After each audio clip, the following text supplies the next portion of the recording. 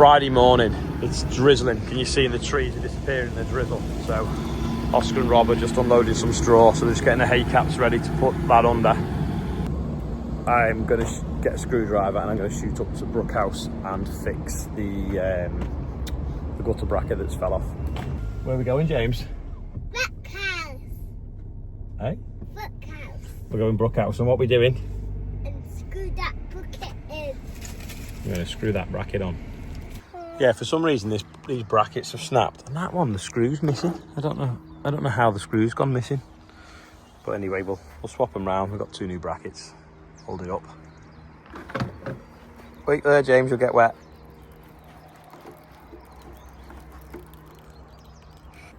Right, that'll do, James.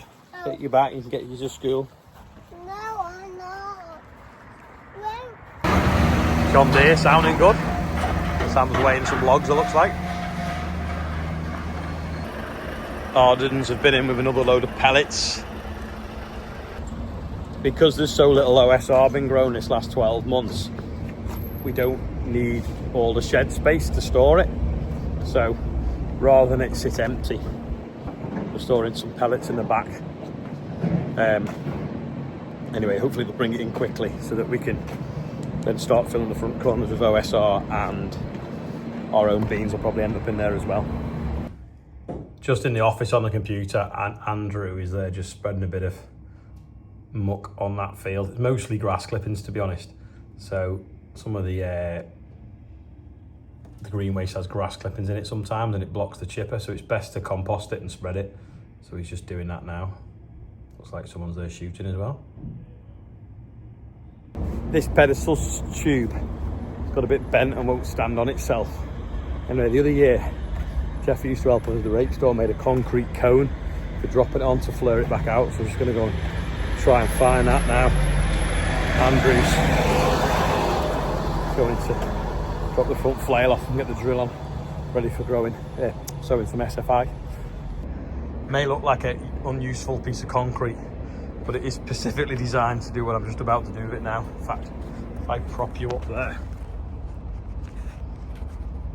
if you're going to stay, you'll see what I mean.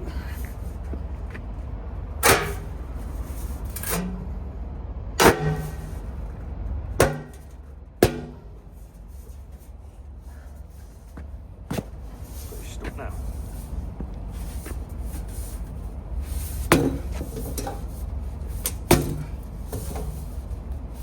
Maybe should have wet it first.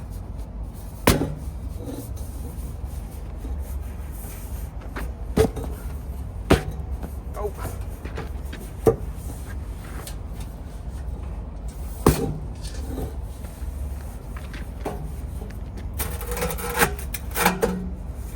Yeah, that should have flared it out now so it fits on the tube. I'll just do the other end a little bit as well.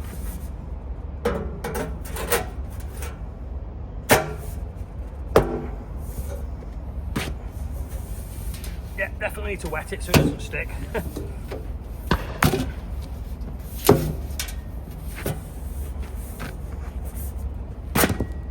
Ta-da! Should be round now on the end, hopefully. Unless I've twisted it, taking it off.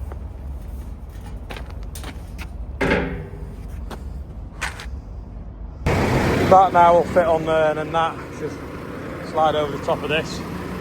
We're just putting the last of the winter barley into the shed now.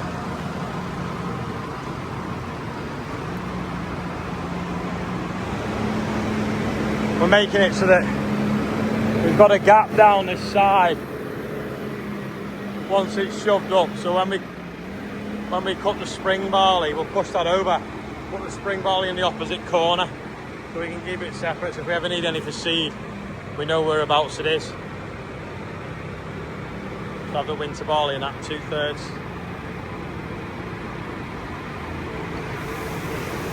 And the little 4-cylinder for doing it. Once them things took off, they look like a reindeer gone wrong now on the roof. It's not green.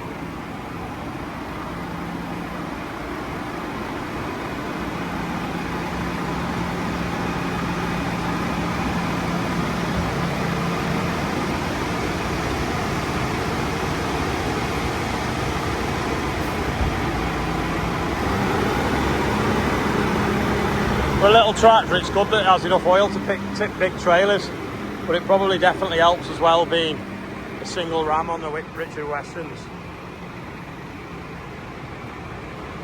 Oh, Go on, see if you can find them, because I'm telling you they're there. Oscar didn't believe me that these flaps were under this tree, so I found a few of them. So we're reenacting it now, but they're all there somewhere. And I found a few here as well. It's the flaps off the mower. Someone just like left them lying around. Someone left them. Who was that? Well, I don't know when the mower was delivered. Can't blame me. I didn't work here. Mike Hale delivered the mower in 2001. I wouldn't happen on my watch that. They've only been here 4 years. Yeah. But they're exactly how they were when they were left. Look at them. That's some like. I think someone shoveled wood chip on top of them. I'll own up to that. But yeah, there was a few there as well. So anyway, he's going to look for them. Ian needs some posters to post off that in the house. So yeah, don't forget the poster of the combine. This one is available online. Ian's got the posters, and we were puzzled why no one had bought any, and it was because the website was set up wrong, so it wouldn't let you put it in the post box in the shopping basket because it wasn't working out the postage properly. But he sorted that now. Got the pallet, folks. Just going to move some of the concrete A blocks around.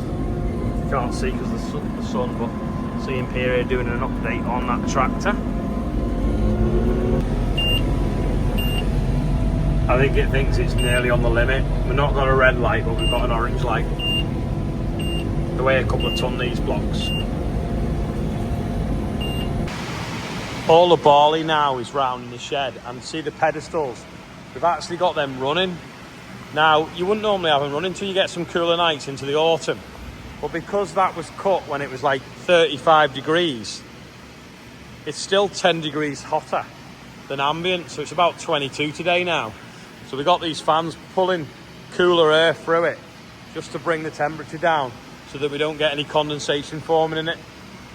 So yeah, there's a big, well, I say a big pile of barley. It'd be nice if it was twice the size. But yeah, that's just indicative of the season.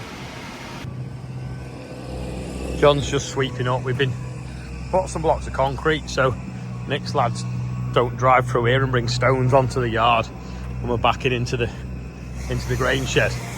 So we had them lumps of concrete. We got them from the class dealer when they made the new gateway.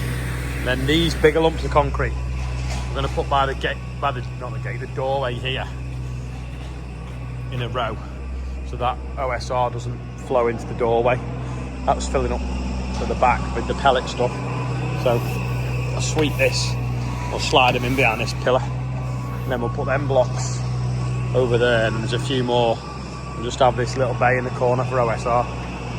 Danny's combining up the road for a neighbour, and his OSR's coming in a little bit damp, so we're going to throw it through the dryer for him, and I think he's storing it here for open field.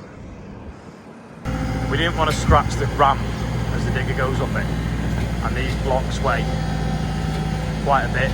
Problem is, we can't pull in too far to lift them because they will be too high for the roof. So we've got to kind of like lift them out a little bit. But we put wood chip on the ramp so it doesn't scratch the concrete. Because once it goes off a flat, it'll try chewing on it. And then teeth are on its toes now. And then once we've got it in,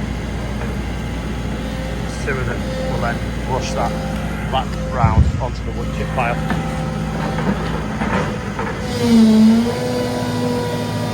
So you should be able to boom a bit closer now. Lift it. But we haven't got the right lifting eyes for it, so that's why we're using the grab.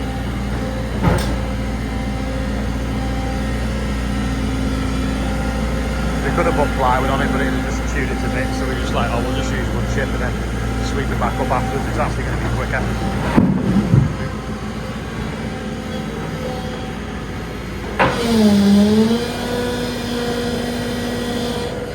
Knows about it. I think John reckons they weigh 2.5 ton. This is what John cut his teeth on 20 years ago, putting crash barrier out on motorways at night.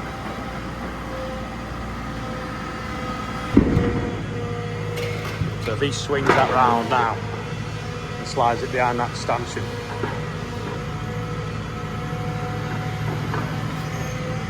And then we'll put 2 in a row there, I think. It's coming in a bit easier this way now.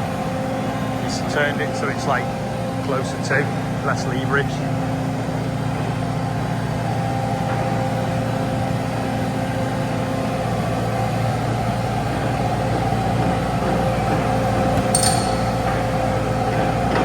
Can't afford Lego blocks. We did make a mould to make them. It was quite slow. You probably need a mould that makes 5 or 6 at once.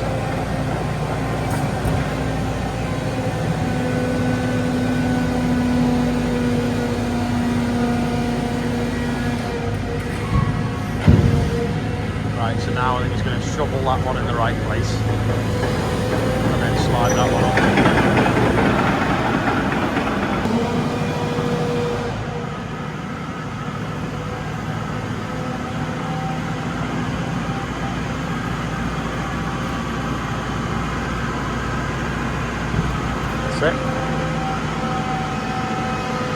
We can actually put plywood behind that and extend it a little bit.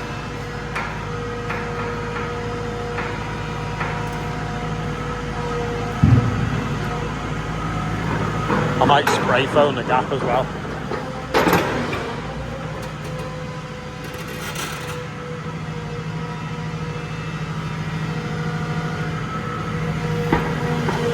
Because it's like water. It'll probably find its way around that corner, around that corner, around that.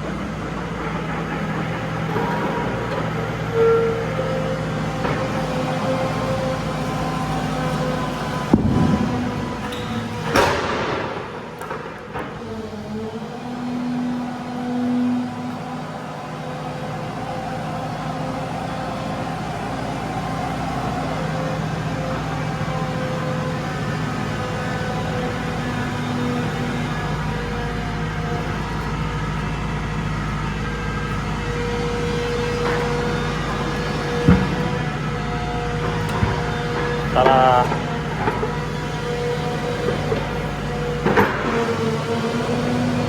Got enough weight, you see, to hold it back. It's alright, isn't it? Time to put this now back in the chip pile. Might have been quicker to push it into the barrel or bucket maybe, but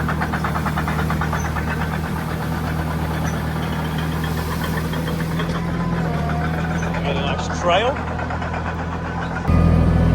That's better. Don't know how we ever did without this solace. It gets used so much, especially in harvest, and then a lot in the winter when it's muddy.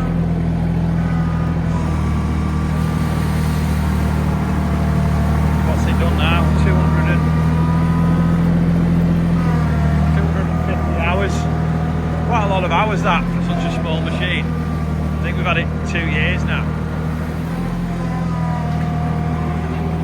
I know it's nothing compared to something that does field work, but just for brushing up, it's amazing really. Considering this brushes up 10 times faster than anything else, you can nearly say that we've spent 2,500 hours brushing up by hand. Come to do the birthdays, I don't know what pen Oscar's used, but it's like oil based and it won't rub off. I don't know how it's... Is it coming off now? Yeah. Comes off with the Wonder Wipes. Ian's favourite thing. Today's birthday bumper, Charlie Pashley is 6, or Paisley, sorry, but Charlie's 6. Tom and Arnold Noblet are 40. Neil Bowden's on there. Eliza Walsh is 7. I think that was yesterday, but just in case I've overlapped. Daniel Webster is the big 50. Mike and Tracy Burdass is the 27th wedding anniversary. And Gregoire Severite is 50, big 50. So happy birthday to everyone on there and anyone else whose birthday is. And looks like there's another load of OSR just come in. I'm going to end the video now because my mate is over from Texas. So I'm gonna go and have a catch up with him because he keeps missing me. Every time he's called in, I've been out and about and busy. So I think he's been over for 10 days and I've missed him. But yeah, that is all for today. Thanks for watching, and let's see if we can get some corn cut tomorrow. Our own OSR is still a bit green. We cut all what was right and the rest of it's not that good. We were going to try and get some drilling done, but we were doing something to the tractor, so something to the GPS really. So we'll get some cover crop stuff sown tomorrow. I think Andrew's calibrated it all up, ready to go as well. So yeah, double Joe Seal's ending, but thanks for watching today, and I'll see you tomorrow.